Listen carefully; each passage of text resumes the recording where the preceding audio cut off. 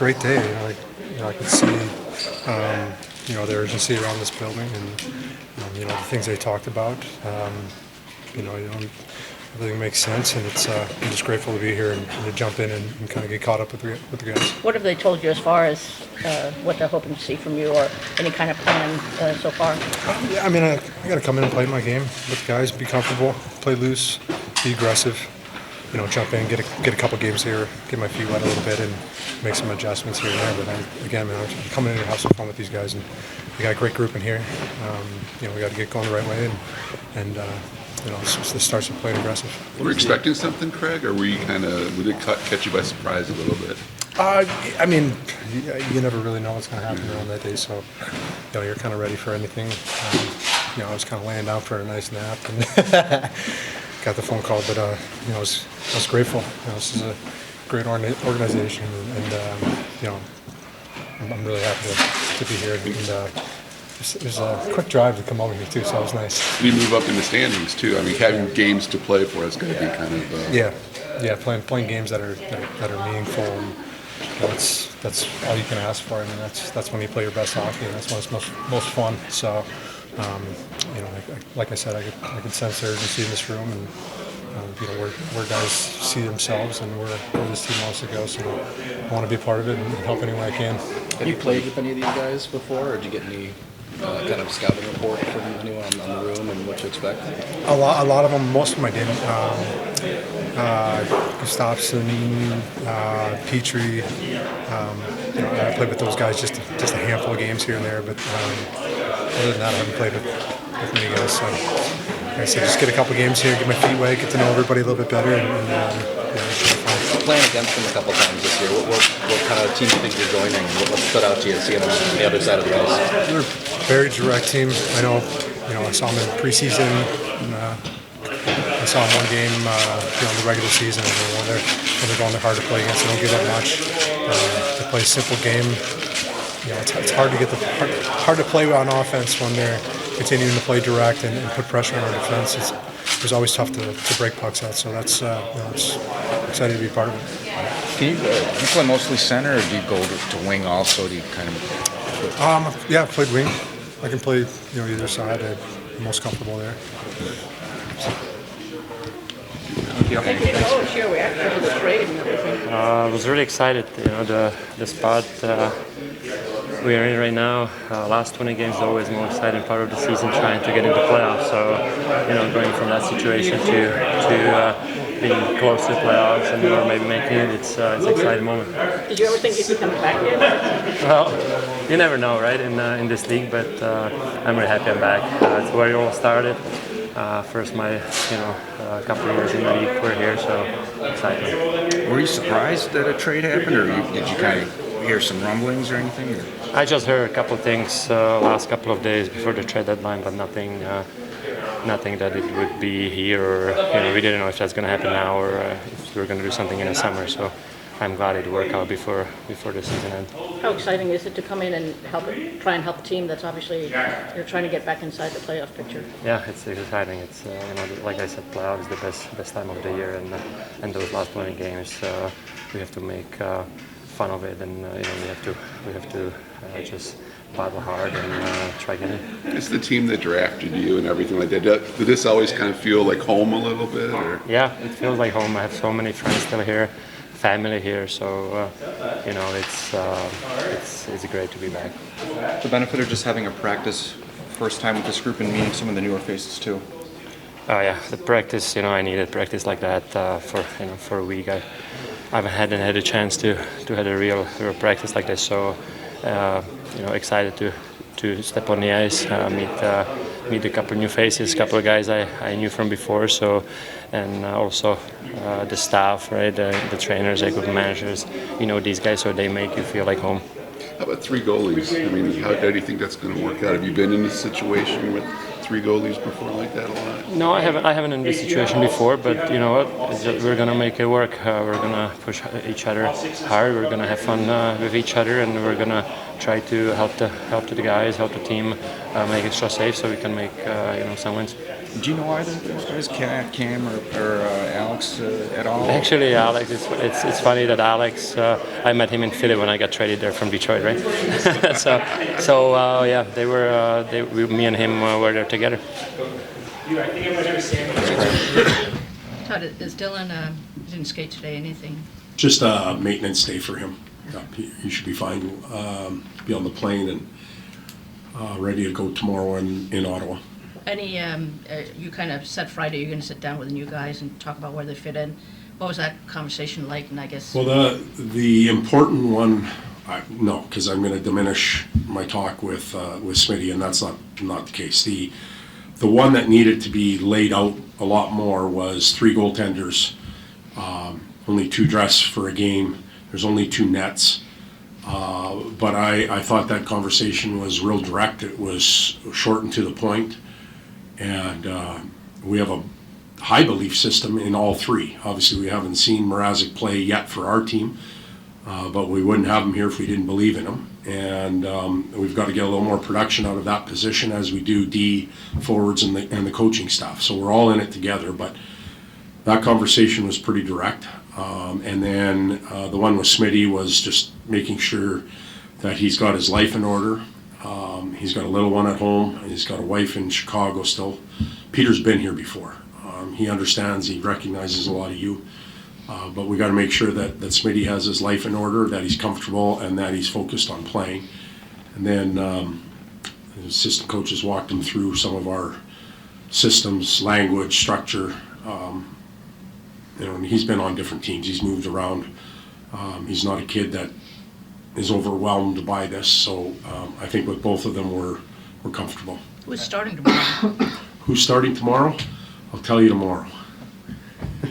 So that's, yeah, we'll tell you tomorrow. It's got to give them both of them a little bit of a jolt coming to a team that's in a playoff chase, I would imagine. Well, it should give them a jolt. It should give us a jolt. It also, with Fish being picked up and obviously Joey leaving, it gives us some numbers again. Anytime you have excess numbers, it keeps players fairly honest, which is a good thing.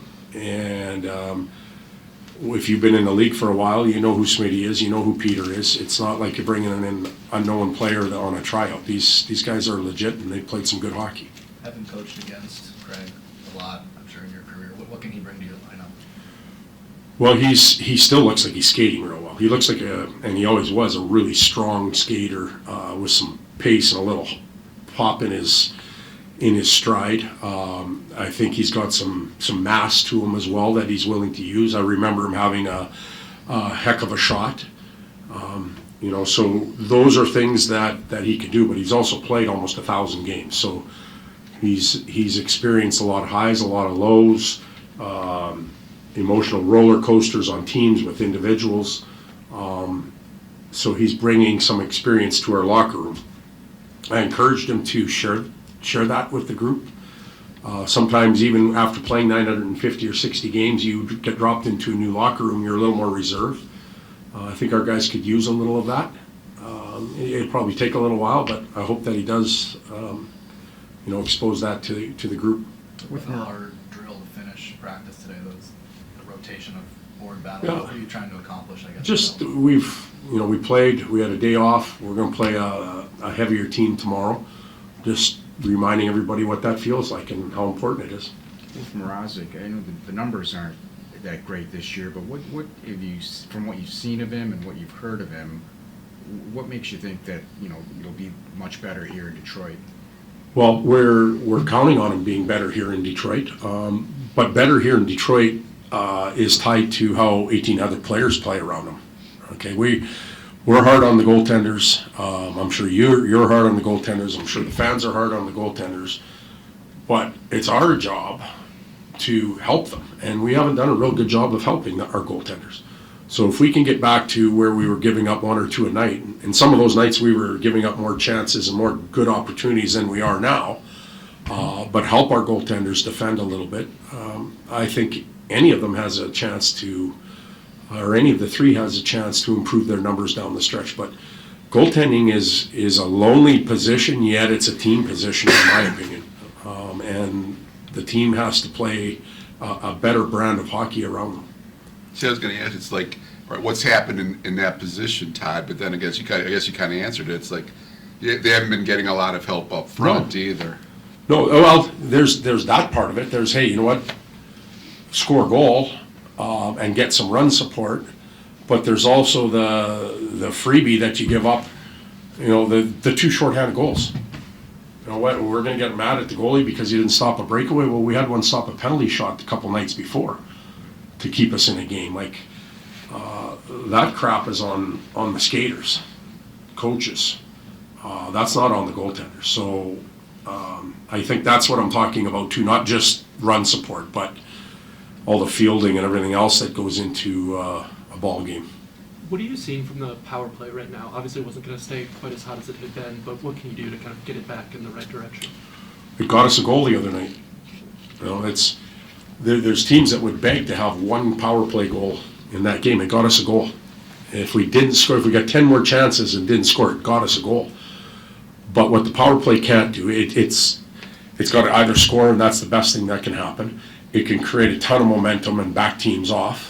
It can play even, and that's not real good, or it can give everything back and get scored on, and we did that twice in one game. So what can the power play do?